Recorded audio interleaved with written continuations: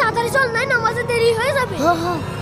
আরে হ্যাঁ, এটা কি করলেন আপনি? আমরা নামাজ পড়তে যাচ্ছিলাম, দিলেন তো জামা কাপড় কয়টা নষ্ট করে। এই আমার ধারে দিছিস না, তোরা কি বাড়ি চোখ খুলে থাইছিস? আপনি কিন্তু কাজটা ভালো করলেন না। ও তাই নাকি? আমি তো ময়লা ফেলবই। আরে বুঝলাম না। ভাই থাম, চল আমরা মসজিদে যাই। দেখো চোখ বড় বড় করছে।